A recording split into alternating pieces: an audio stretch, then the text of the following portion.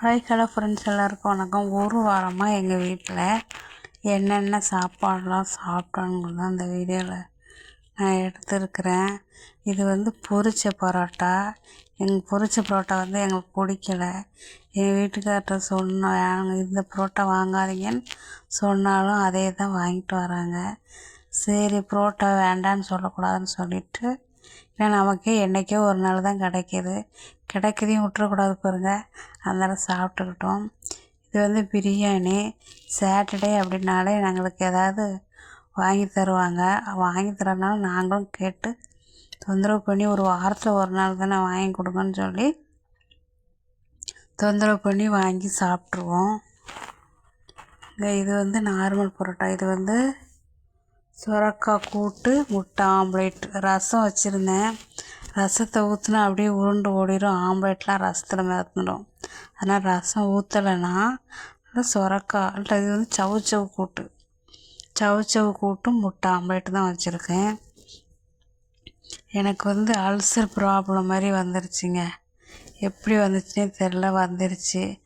அதனால் நான் சுரக்காய் கூப்பிட்டு தான் சாப்பிடுவேன். தயிர் ஊற்றி தான் சாப்பிடுவேன்.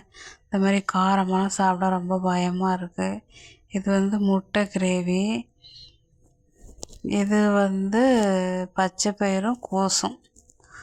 ஒரு கோஸை நறுக்கி 2 நாள் பொரியல் செஞ்சோம். ஏன்னா எங்கள் வீட்டில் இந்த பெரிய பொண்ணுலாம் சாப்பிடாது. பொரியல் காய் எதுவுமே சாப்பிட மாட்டாங்க. எப்படி இல்லாமல் சொல்லியாச்சு அறிவுரை, ஆனாலும் அது கண்ட்ரோலுக்கு வர மாட்டேங்க அந்த பிள்ளை.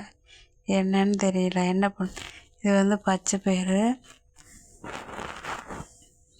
எங்கள் வீட்டில் ரேஷன் பருப்பு தான் வச்சு குழம்பு வச்சோம். அதுவும் தீர்ந்து போச்சு. அதனால் பச்சை பயிருக்கு வச்சாச்சு.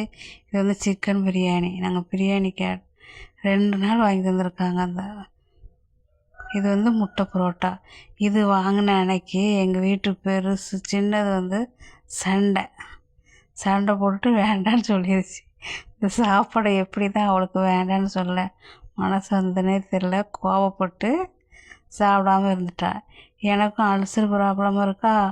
ஆசையாக சாப்பிடவே முடியலங்க.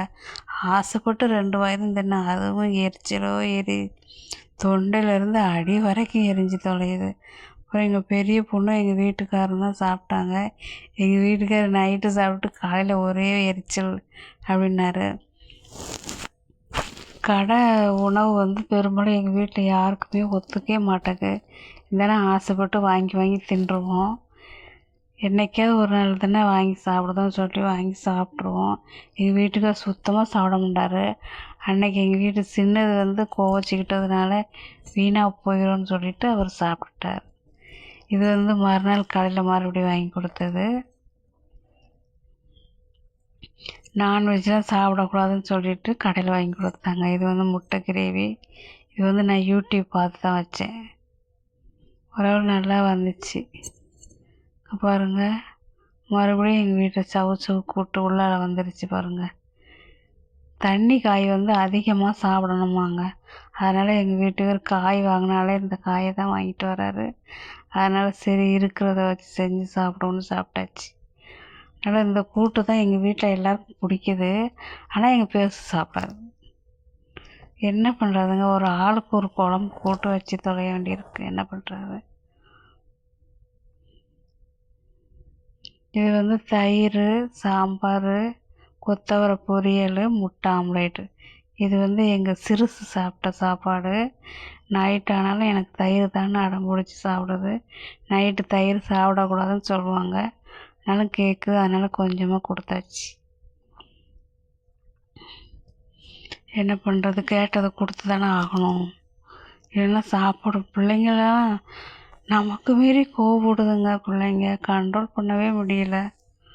ரொம்ப ஏமாத்தப்படுது. பேரண்ட்ஸை விட ஃப்ரெண்ட்ஸு தான் அதிகமாக முக்கியத்துவம் கொடுக்கும் இந்த காலத்து பிள்ளைங்க. எப்படி அடிக்கவும் முடியல, தோளுக்கு மேலே வளர்ந்துட்டாங்கன்னு சொல்லி. இது வந்து டுடே காலையில் செஞ்ச சமையல். 5 மணிக்கு எழுந்திரிச்சி இதை தான் செஞ்சேன். இதை தான் செய்ய முடிஞ்சது. ஓகே, டாட்டா பாய். வீடியோ பிடிச்சதுன்னா